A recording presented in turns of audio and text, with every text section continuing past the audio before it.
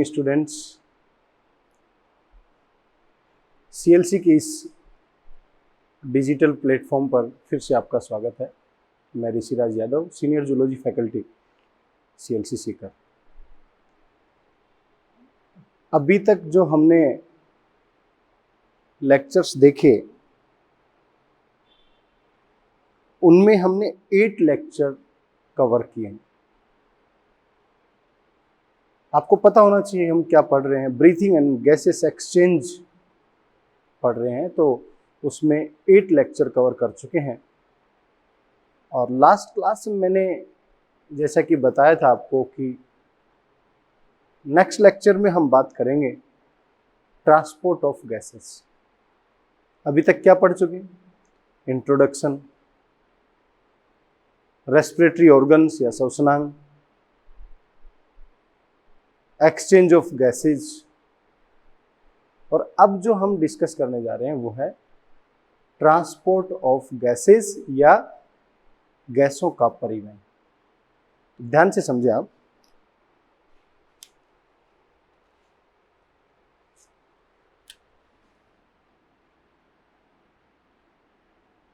Lecture number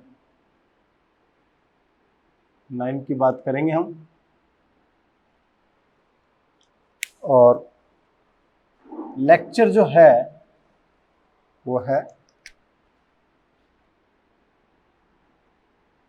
breathing and exchange of gases, और medium जो है वो है हिंदी। तो मैं कह सकता हूं ब्रीथिंग मीन्स संवातन, एनसीईआरटी से श्वसन भी लिखती है, एवं गैसों का विनिमय।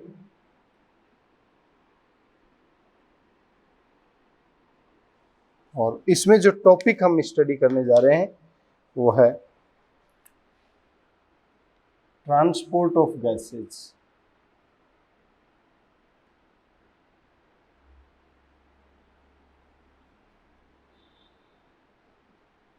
गैसों का परिवहन, इसकी बात करें। गैसों के परिवहन की बात करूं तो मैं मुख्य रूप से हमारे पास यहां पर कौन कौन सी गैसें हैं? या तो कार्बन डाइऑक्साइड या ऑक्सीजन। अब इन गैसेज में देखा जाए तो एक ट्रांसपोर्टर की तरह काम करेगा, जो हमारी बॉडी का लिक्विड कनेक्टिव टिश्यू है, ब्लड। जैसा कि आपको पता होगा, जो ब्लड है वो हमारी बॉडी में न्यूट्रिएंट्स का ट्रांसपोर्ट करता है। जितने भी पोषक तत्व हैं उन सभी का ट्रांसपोर्ट करता है। इसके अलावा विटामिन्स, इसके अलावा डिफरेंट हार्मोन्स एंड गैसेस। इन सभी गैसों के परिवहन में, हार्मोन के परिवहन में, विटामिन के परिवहन में और न्यूट्रिएंट, इन सभी के परिवहन में लिक्विड कनेक्टिव टिश्यू ब्लड का बहुत इंपॉर्टेंट रोल है। हम यदि बात करें कि किस तरीके से इसका ट्रांसपोर्ट होगा, तो पहले ये समझना जरूरी है कि हमारे पास या तो मेन फॉर्म में क्या है, ऑक्सीजन, या मेन फॉर्म में क्या है यहां पर, कार्बन डाइऑक्साइड। तो ऑक्सीजन का ट्रांसपोर्ट, ऑक्सीजन का परिवहन करने के 2 ही तरीके। कार्बन डाइऑक्साइड का परिवहन means transport of carbon dioxide, इसके करने के 3 तरीके। कितने तरीके हैं बेटा? 3 तरीके। ऑक्सीजन को ट्रांसपोर्ट करने का जो तरीका है वो है प्लाज्मा में घुलित अवस्था में इसी को बोलते हैं डिजोल्व फॉर्म इन प्लाज्मा। और कितना percent? Only minute 3%। Second, oxy haemoglobin के रूप में। और ऑक्सी हीमोग्लोबिन के रूप में इट मीन्स ऑक्सी हीमोग्लोबिन के रूप में 97%। ऑक्सीजन का परिवहन हमारे ब्लड के थ्रू दो तरीके से होगा, या तो प्लाज्मा की डिजोल्व फॉर्म में है या फिर ऑक्सी हीमोग्लोबिन की फॉर्म। कार्बन डाइऑक्साइड का परिवहन तीन तरीके से है। फर्स्ट 7%, सेकेंड 23%, एवरेज माने तो 20 से 25%, और थर्ड 7% प्लाज्मा की घुलित अवस्था में, dissolve form in plasma. Second, carb amino haemoglobin के रूप में। थर्ड है बाइकार्बोनेट के रूप में।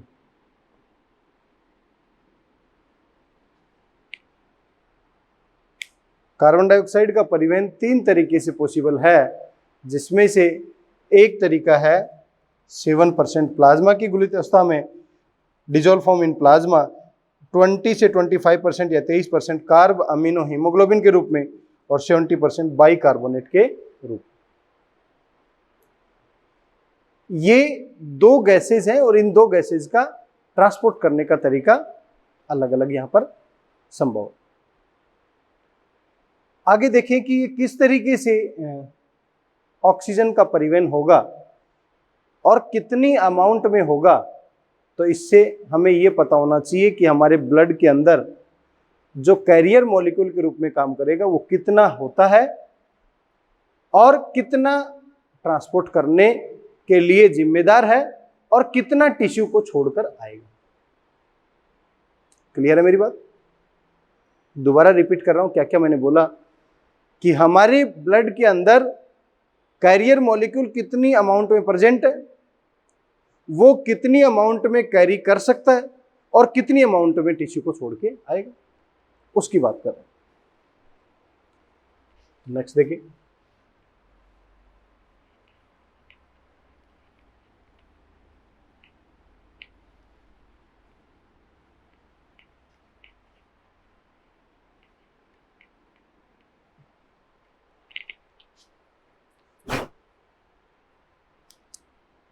यदि मैं ऑक्सीजन के परिवहन की बात कर रहा हूं,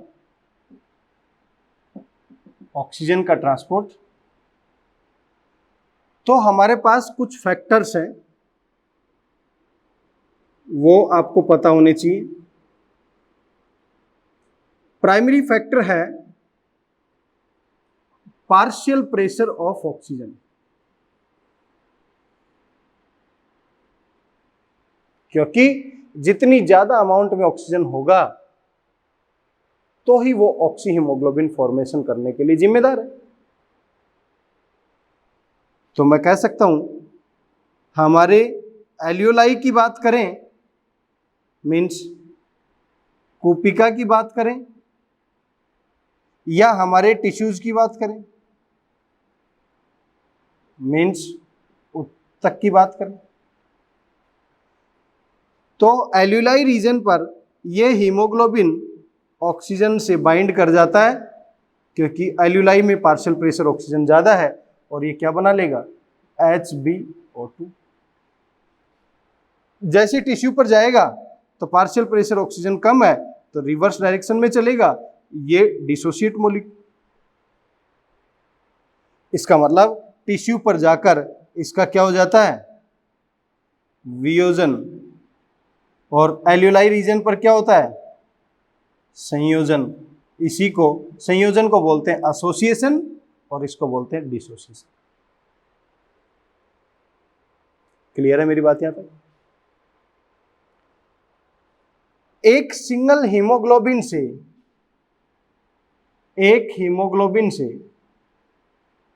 4O2 बाइंड कर सकते हैं। कितने O2? 4O2 बाइंड कर सकते हैं। और ये बाइंडिंग जो प्रोसेस है, इसके बाइंड करने की, ये एक रिवर्सिबल प्रोसेस है।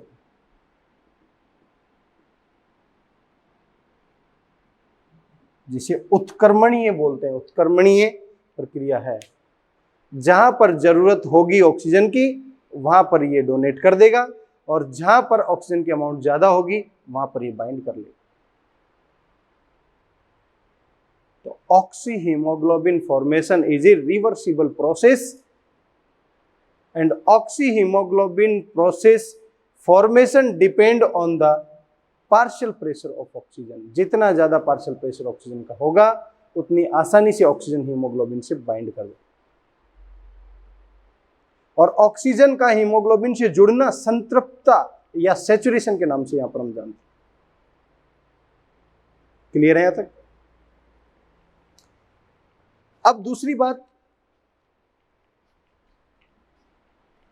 कि यहां पर जो हीमोग्लोबिन है वो हमें पता होना चाहिए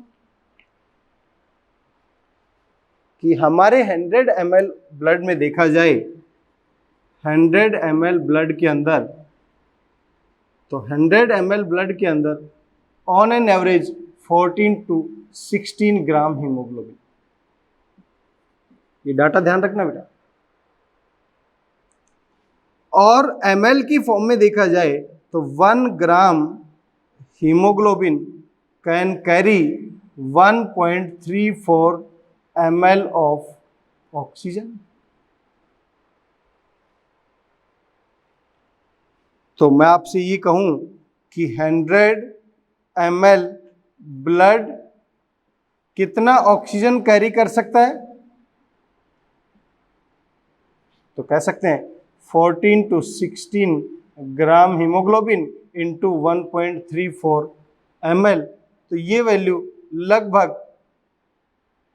20 ml। ध्यान रखिए बेटा, मैंने आपको बार बार ये बात कही है कि 100 ml कितने को कैरी कर रहा है। कैरी की बात करूं 20 ml ऑक्सीजन को कैरी कर रहा है। अब ये कैरी तो कर रहा है, लेके जाएगा, अब कितना टिश्यू को देकर आएगा तो वो भी देख लेते हैं। नॉर्मल फिजियोलॉजिकल कंडीशन में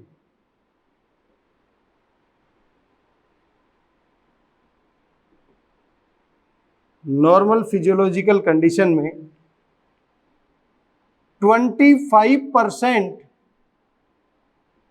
डिलीवर करके आता है। किसको? टिश्यू। कितना डिलीवर करके आ रहा है? 25%। तो हम इसका 25% निकाल लेते हैं।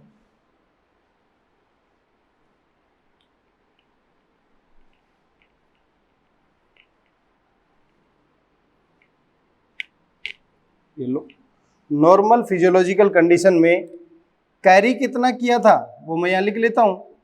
100 ml ब्लड जो है वो कैरी कितना कर रहा था? 20 ml ऑक्सीजन। डिलीवर कितना करके आया? 20 ml ऑफ ऑक्सीजन का 25% कितनी बार डिवाइड किया? 4 टाइम्स, और 5 ml ऑफ।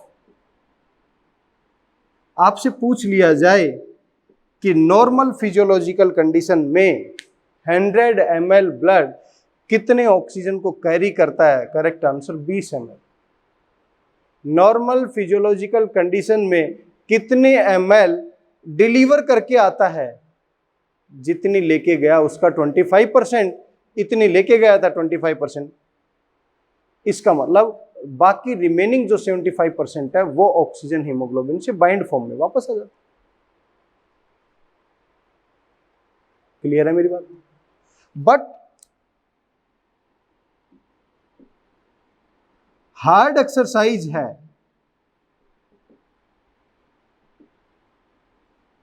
तो अप टू 75% डिलीवर करके आ सकता है। अप टू 75% का मतलब कितना हो गया? 15 ml ऑफ ऑक्सीजन, लगभग 15 ml तक डिलीवर करके आ सकता है, लेकिन नॉर्मल कंडीशन में नहीं, हार्ड या स्ट्रेनस एक्सरसाइज के। तो मैं आपसे क्वेश्चन पूछूं कि आप मुझे ये बताएं कि आपके पास क्या है? 1000 ml ब्लड है और हार्ड एक्सरसाइज कर रहा है कोई व्यक्ति, तो कितनी ऑक्सीजन डिलीवर करके आया है? ऑक्सीजन किसकी बात कर रहा हूं?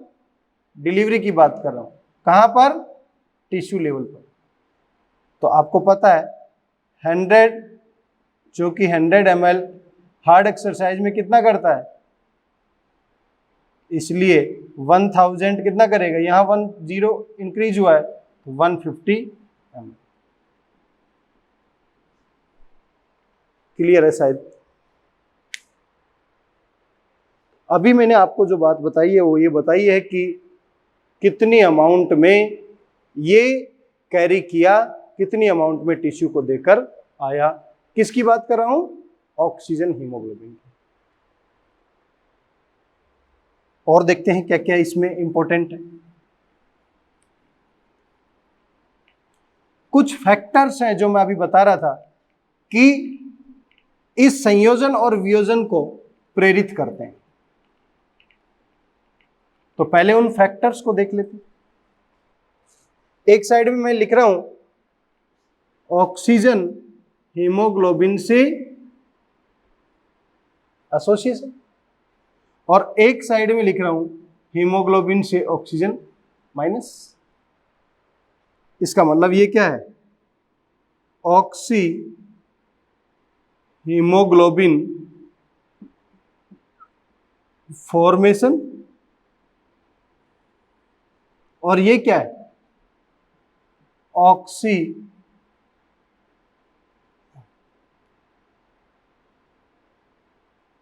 Haemoglobin dissociation. ये तो निर्माण कर रहा है और वो डिसोसिएट कर रहा है। तो यहां पर ऑक्सी हीमोग्लोबिन फॉर्मेशन के लिए कौन कौन से कारक जिम्मेदार हैं वो हमें पता होना चाहिए। इंपॉर्टेंट फैक्टर्स हैं। पहला, partial pressure of oxygen high. जितना ज्यादा पार्शियल प्रेशर ऑक्सीजन का ज्यादा होगा, ऑक्सी हीमोग्लोबिन बनेगा, और पार्शियल प्रेशर ऑफ ऑक्सीजन कम होगा तो ये मॉलिक्यूल क्या हो जाएगा? Dissociate. Carbon dioxide, partial pressure of carbon dioxide कम होगा, और यहां पर पार्शियल प्रेशर कार्बन डाइऑक्साइड का ज्यादा होगा, डिसोसिएट कर देगा, कम पर एसोसिएट कर रहा है।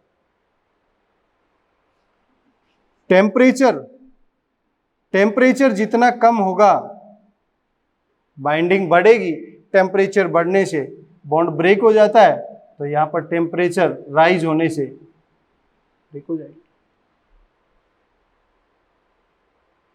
अब बात करें पीएच लेवल।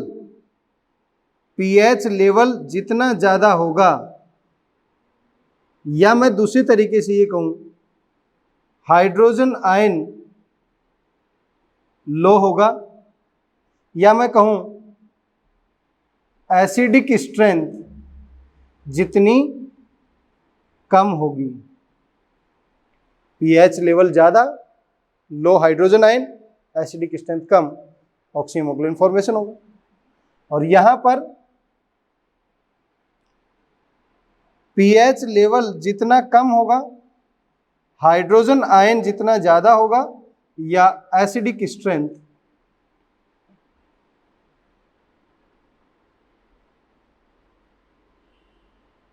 जितनी, यहां पर एसिडिक स्ट्रेंथ कम है, यहां पर जितनी ज्यादा होगी ऑक्सीहीमोग्लोबिन डिसोसिएट होगा।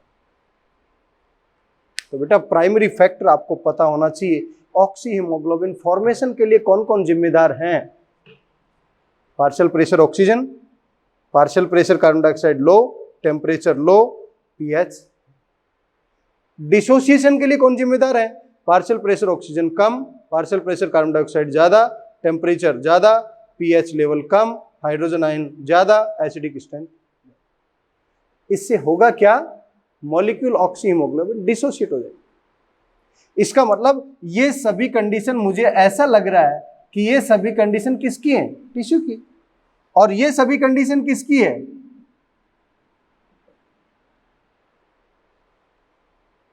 एक और अच्छी बात यहां से, ऑक्सीहीमोग्लोबिन फॉर्मेशन जहां पर होगा वहां पर हेल्डेन्स इफेक्ट अप्लाई होता है। हेल्डेन प्रभाव, इसका जुड़ना एल्यूलाई रीजन पर, और टिश्यू पर जब एसोसिएट हो रहा है तो यहां पर बोहर्स इफेक्ट अप्लाई होगा।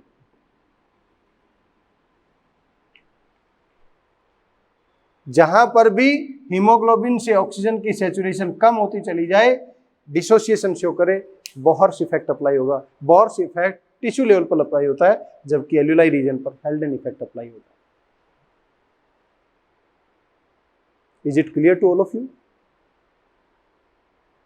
और आगे चलते हैं कि किस तरीके से बाकी सभी फैक्टर्स, किस तरीके से कर्व जो है, जैसा कि आपको पता होगा ऑक्सीहीमोग्लोबिन फॉर्मेशन का कर्व सिग्मोइड शेप में आता है। कौन कौन से ऐसे फैक्टर हैं जो उसे राइट में शिफ्ट करेंगे, कौन कौन से ऐसे फैक्टर हैं जो उसे लेफ्ट में शिफ्ट करेंगे?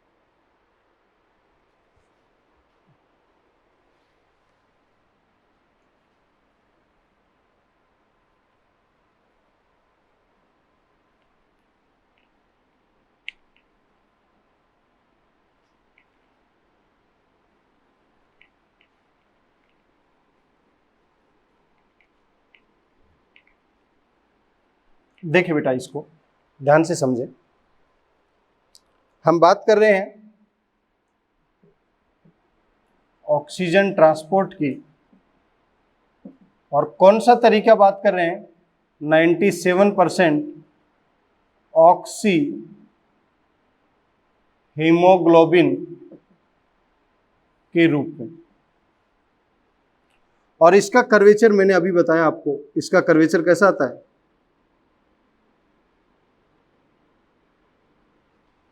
इस तरीके से आएगा इसका कर्वेचर।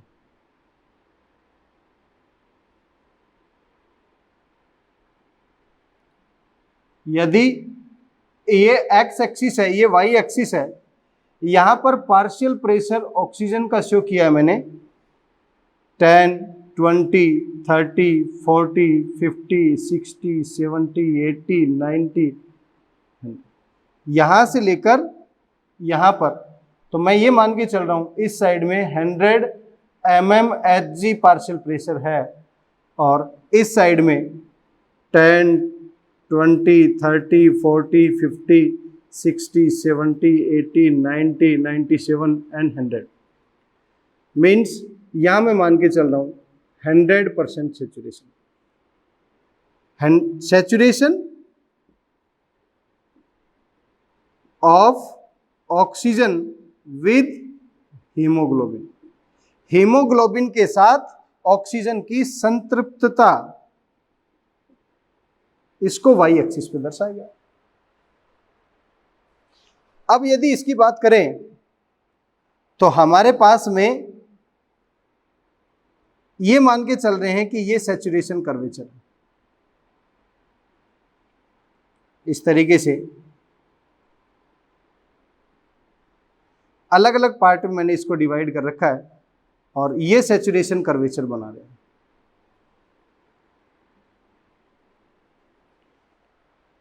कि पार्शियल प्रेशर जैसे जैसे राइज करेगा वैसे वैसे परसेंटेज सैचुरेशन राइज करेगा।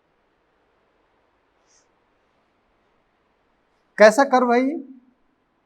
S shape. क्या बोलते हैं इसे? Sigmoid curve. और यहां पर पार्शियल प्रेशर ऑक्सीजन का, यहां पर पार्शियल प्रेशर ऑक्सीजन का कुछ अलग अलग पॉइंट में मैं डिस्कस कर रहा हूं कि यहां पर 25 से 30 mmHg होगा या 40 mmHg होगा या नियर अबाउट 100 mmHg होगा। तो उसकी सैचुरेशन परसेंटेज में देखी जाए, परसेंटेज सैचुरेशन,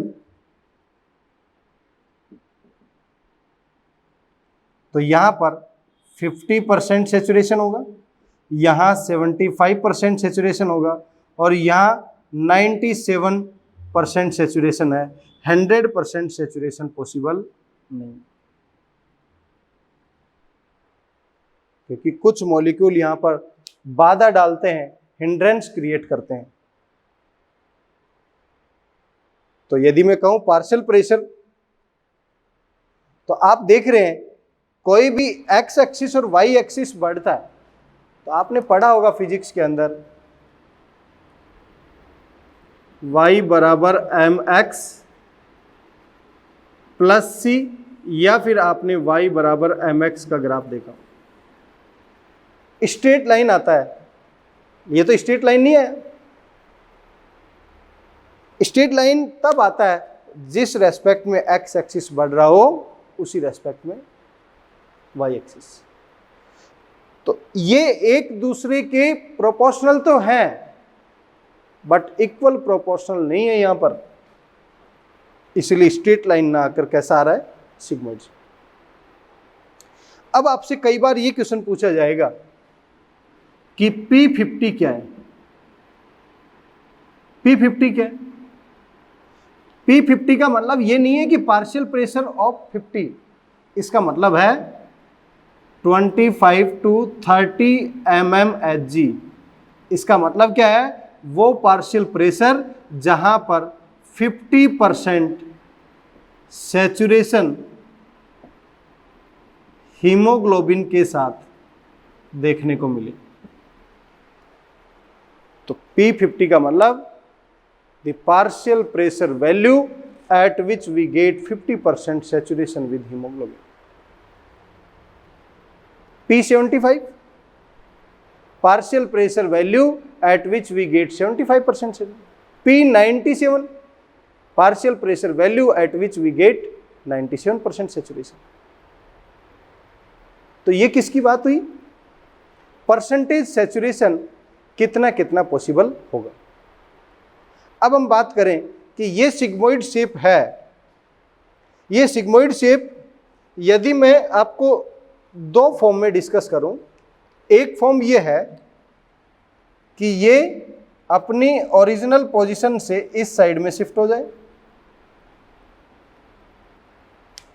दूसरा ये जो अपनी ओरिजिनल पोजीशन से इस साइड में शिफ्ट हो जाए,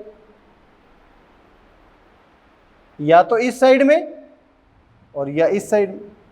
यदि इस साइड में शिफ्ट होता है तो इसको बोलते हैं लेफ्ट शिफ्ट, और इस साइड में शिफ्ट होता है तो इसे बोलते हैं राइट शिफ्ट। कुल मिला के यदि मैं बात कहूं कि ये कर्वेचर या तो राइट साइड में जाएगा या लेफ्ट साइड में जाएगा, तो राइट साइड में शिफ्ट करने के लिए कौन कौन से फैक्टर रेस्पॉन्सिबल हैं और लेफ्ट साइड में कौन कौन से फैक्टर, ऐसे कौन कौन से कारक हैं जो इसे राइट साइड में दाईं तरफ लेकर जाएंगे ग्राफ को, ऐसे कौन से कारक है जो इसे बाईं तरफ लेकर, उसके बारे में भी स्टडी कर लेते हैं।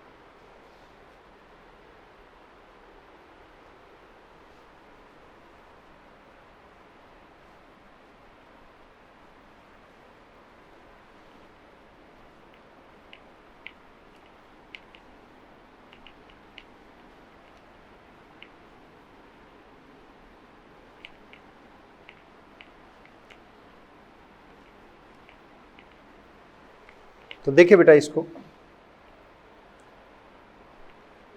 ये हमारे पास में एक्स एक्सिस, ये हमारे पास है वाई एक्सिस। यहाँ पर परसेंटेज सैचुरेशन विद हीमोग्लोबिन, और यहाँ पर क्या था, partial pressure of oxygen. 10, 20, 30, 40, 50, 60, 70, 80, 90, 100 mmHg में। 10, 20, 30, 40, 50, 60, 70, 80, 90 और ये 100। तो ये 10% सेचुरेशन, ये 30% सेचुरेशन, ये 50%, ये 70%, ये 90% और ये 100%। 50% सेचुरेशन कहाँ पर पॉसिबल है, तो हमने इसको एक्स एक्सिस को वाई एक्सिस से मैच करवा दिया। 75% सेचुरेशन कहाँ है, इसको हमने यहाँ पर मैच करवा दिया। और लगभग 97% सेचुरेशन कहाँ है,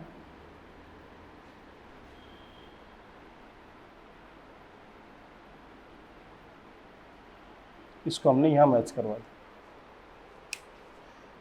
अब यदि इसका ग्राफ मैं बनाऊं तो इस तरीके से दिखाई देगा, एस शेप में। अब हमें इसे यहां तक लेकर जाना है।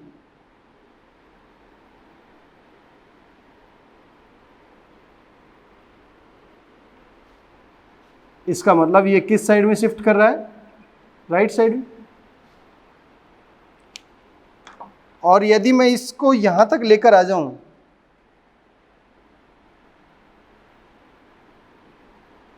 तो इसे क्या बोलेंगे, लेफ्ट। तो हम एक साइड में ये देख लेते हैं, लेफ्ट शिफ्ट के लिए कौन रेस्पॉन्सिबल है। तो लेफ्ट शिफ्ट का मतलब क्या है, हीमोग्लोबिन से ऑक्सीजन एसोसिएट होना। तो पार्शियल प्रेशर ऑक्सीजन क्या होना चाहिए, ज़्यादा। पार्शियल प्रेशर कार्बन डाइऑक्साइड क्या होना चाहिए, कम। पीएच लेवल क्या होना चाहिए, ज़्यादा। या मैं कह सकता हूँ लो हाइड्रोजन आयन, या मैं कह सकता हूँ एसिडिक स्ट्रेंथ उतनी ही कम। या क्या बोल सकता हूँ, टेम्परेचर। ये जितने भी कारक हैं ये इसे लेफ्ट साइड में शिफ्ट करेंगे। पार्शियल प्रेशर ज़्यादा होगा ऑक्सीजन का तो ऑक्सीहीमोग्लोबिन बनेगा। एक पार्शियल प्रेशर कार्बन डाइऑक्साइड कम होगा तो बनेगा। पीएच लेवल जितना ज़्यादा होगा, पीएच 5 है, 6 है, 7 है, जैसे ज़्यादा होता जाएगा लेफ्ट, और टेम्परेचर कम होगा तो। अब दूसरी साइड हम ये देख लेते हैं कि राइट शिफ्ट के लिए कौन कौन रेस्पॉन्सिबल है। जैसे ही पार्शियल प्रेशर ऑक्सीजन कम होगा, राइट शिफ्ट का मतलब हीमोग्लोबिन से ऑक्सीजन का क्या हो जाना, माइनस। या मैं कह सकता हूं ऐसी जगह पर पार्शियल प्रेशर कार्बन डाइऑक्साइड क्या रहा होगा, ज़्यादा। या मैं कह सकता हूं ऐसी जगह पर टेम्परेचर क्या रहा होगा, ज़्यादा। या फिर मैं कह सकता हूं पीएच लेवल कम, हाइड्रोजन आयन मोर, और एसिडिक स्ट्रेंथ हाई। ये सभी इसे राइट शिफ्ट में मूव करवाएंगे। इसका मतलब ये सभी जो भी हैं ये किसके लिए रेस्पॉन्सिबल है, डिसोसिएशन या वियोजन के लिए। और ये सभी एसोसिएशन के लिए। तो मैं कह सकता हूं एसोसिएशन, संयोजन के लिए। और बेटा इस पूरे ग्राफ को दोनों वर्ड से ना रिप्रेजेंट करके केवल एक ही वर्ड बोला जाता है, इसे बोलते हैं ऑक्सीजन डिसोसिएशन कर्व, या इसी को बोलते हैं सिग्मोइड कर्व। तो 97% का ट्रांसपोर्ट इस ऑक्सी हीमोग्लोबिन की फॉर्म में इस तरीके से होता है। पल्ले पड़ गए यहां तक सभी को?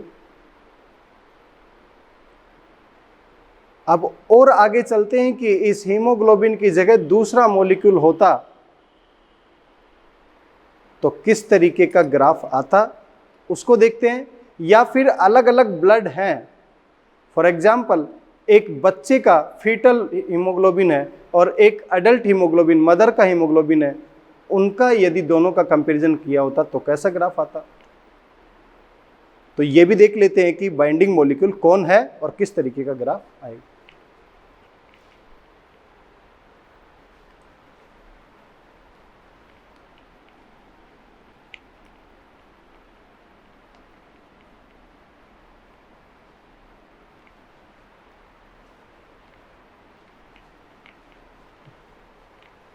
बेटा दो मॉलिक्यूल का हम कंपैरिजन कर रहे हैं। जैसे कि मैंने आपको बताया, एक हीमोग्लोबिन के अंदर कितने आयरन कंटेंट थे, 4, और कितने ऑक्सीजन को कैरी कर सकता है, 4 मॉलिक्यूल को। अब हम एक ऐसा ग्राफ देख रहे हैं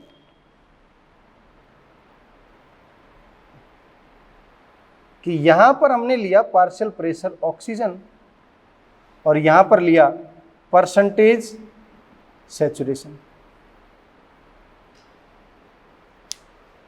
क्लियर है यहां तक?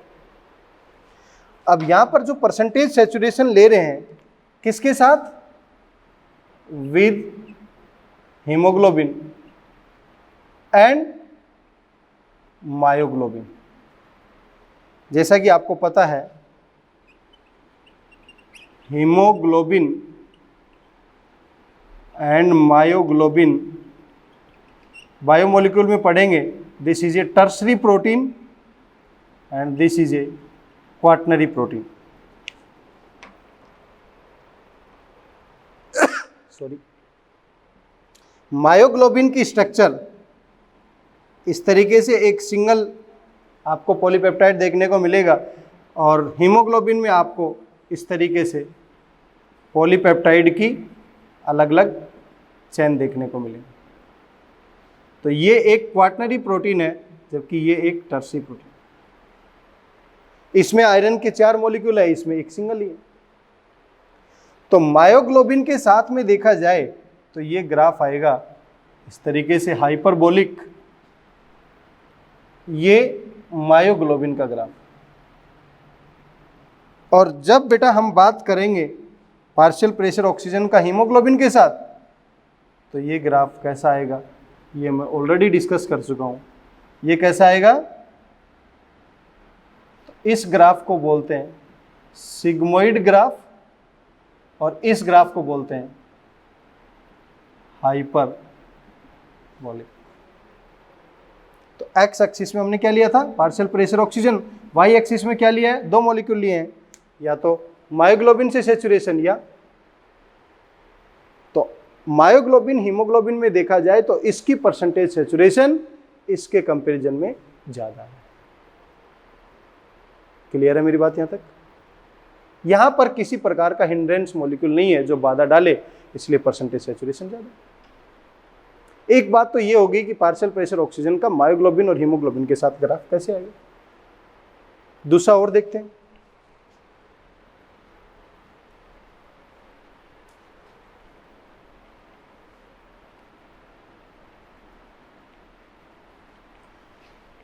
कि यदि आपके पास में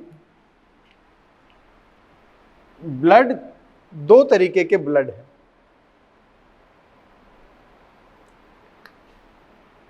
ये ग्राफ दे रखा है,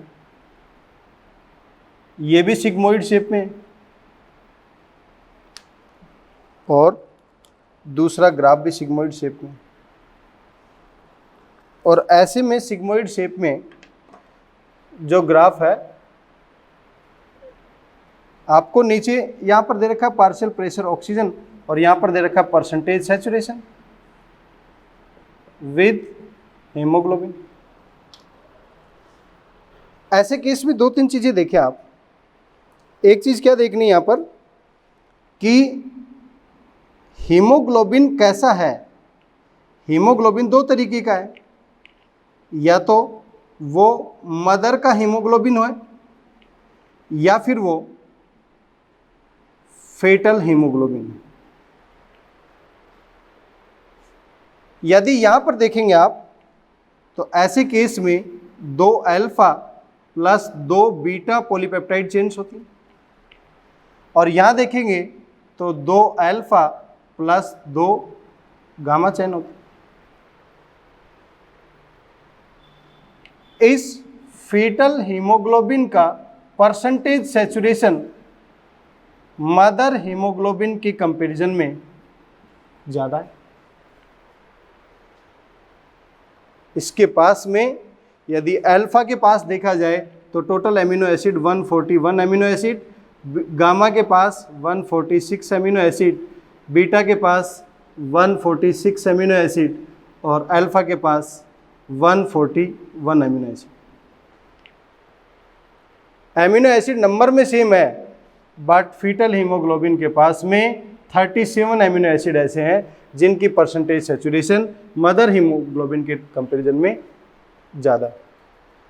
यहाँ पर हम क्या कह सकते हैं, परसेंटेज सैचुरेशन किसकी ज़्यादा है, इसकी। तो ये क्या है, फीटल हीमोग्लोबिन, और ये क्या है, मदर हीमोग्लोबिन। क्लियर है। दोनों का मैंने ये भी कंपैरिजन करके बताया कि यदि हीमोग्लोबिन किस तरीके का है तो भी आपको पता होना चाहिए कि वो कैसा ग्राफ जनरेट करेगा। कल इसी से रिलेटेड हम आगे भी ग्राफ बनाएंगे कि पीएच अलग अलग दे रखी है, 2 है, 4 है, 6 है, टेम्परेचर 37 है, 39 है, 41 है। इसी तरीके से अलग अलग वेरिएंट बनाकर, जैसे पल्मोनरी वेन है, पल्मोनरी आर्टरी है, ऑक्सीजनेटेड ब्लड है, डीऑक्सीजनेटेड ब्लड है, तो इनके ग्राफ परसेंटेज सैचुरेशन के बेसिस पर किस तरीके के आएंगे। आज हमने ऑक्सीजन का ट्रांसपोर्ट हीमोग्लोबिन की फॉर्म में कैसे होगा, कितनी अमाउंट में कैरी करेगा, कितनी अमाउंट में डिलीवर करके आएगा, इन सब के बारे में बात की। शुरुआत मैंने यहाँ से की थी कि हमारे पास मेनली 2 गैसेज हैं, ऑक्सीजन और कार्बन डाइऑक्साइड। ऑक्सीजन जो है, उस ऑक्सीजन का ट्रांसपोर्ट 2 ही तरीके से है, dissolve form in plasma, and दूसरा तरीका क्या है, ऑक्सी हीमोग्लोबिन के रूप में। और कार्बन डाइऑक्साइड का ट्रांसपोर्ट 3 तरीके से है, dissolve form in plasma, carbamino haemoglobin, and bicarbonate के रूप में। तो बेटा आज के लिए इतना ही। Thank you so much. बाकी बातें हम कल करें।